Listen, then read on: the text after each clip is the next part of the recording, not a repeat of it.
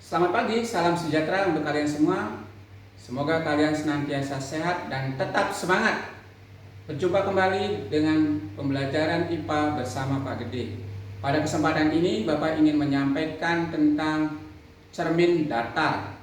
Nah, cermin datar ini biasanya dimanfaatkan dalam kehidupan sehari-hari untuk meyakinkan penampilan kita apakah sudah rapi atau belum.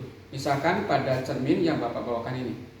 Jadi cermin ini bisa membantu kita dalam hal membantu melihat kerapihan penampilan kita. Nah, itulah cermin datar.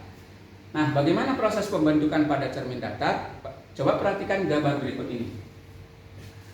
Nah, Bapak gambarkan cermin datar itu seperti ini, memiliki dua permukaan, bagian belakang yang diarsir dan ini bagian depan.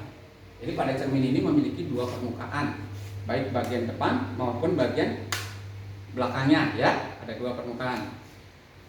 Misalkan benda posisinya berada di depan cermin. Nah, ini, jadi Bapak sebut ini benda A.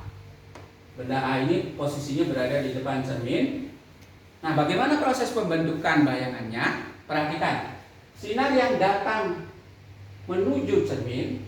Nah, dari sini kemudian diteruskan, artinya di belakang cermin. Jadi posisinya berada di belakang cermin. Kemudian sinar yang menuju cermin membentuk sudut tertentu, ya, maka sinar yang datang ini akan dipantulkan. Nah, sudut datang sama dengan sudut pantulnya.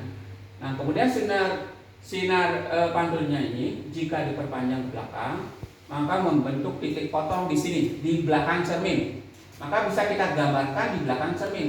Jadi bayangan benda pada cermin datar dikatakan berada di belakang cermin, ya, sehingga memiliki sifat maya, ya.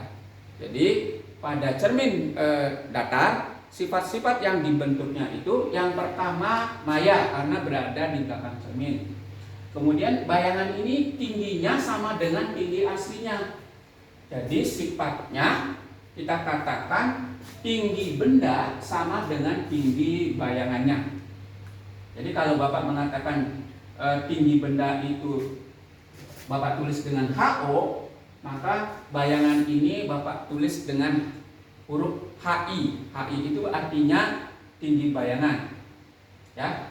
Kemudian yang ini cermin, ini benda aslinya, jarak dari benda aslinya ke cermin. Nah, ini namanya jarak benda. Jarak bendanya Bapak tulis SO.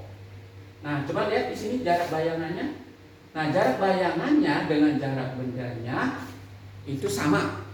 Jadi sifat yang kedua pada bayangan cermin datar, jarak benda sama dengan jarak bayangannya, ya. Kemudian tingginya, tinggi benda aslinya dengan tinggi bayangannya sama. Jadi sifat yang ketiga yang dibentuk oleh cermin datar yaitu tinggi benda sama dengan tinggi bayangannya. Dapat kita simpulkan bahwa sifat-sifat bayangan benda dalam hal ini Bapak sebut benda A dan sifatnya yaitu A aksen itu adalah bayangan benda dari A, adalah yang pertama sifat bayangannya maya. Tadi Bapak sudah katakan artinya berada di belakang cermin. Yang kedua jarak benda sama dengan jarak bayangannya. Bapak tulis SO sama dengan SI-nya. Yang ketiga tinggi benda atau HO sama dengan tinggi bayangannya. Artinya bahwa tinggi benda sama dengan tinggi bayangannya atau sama besar dengan aslinya. Jadi bayangannya sama dengan tinggi aslinya. Jadi kesimpulannya sifat-sifat bayangan yang dibentuk oleh cermin datar adalah maya, tegak, sama besar. Nah, itulah yang Bapak bisa sampaikan hari ini. Semoga kalian dapat memahaminya dengan baik pada pembelajaran tentang cermin datar yang kita gunakan sehari-hari dan dapat meningkatkan prestasi belajar kita kalian.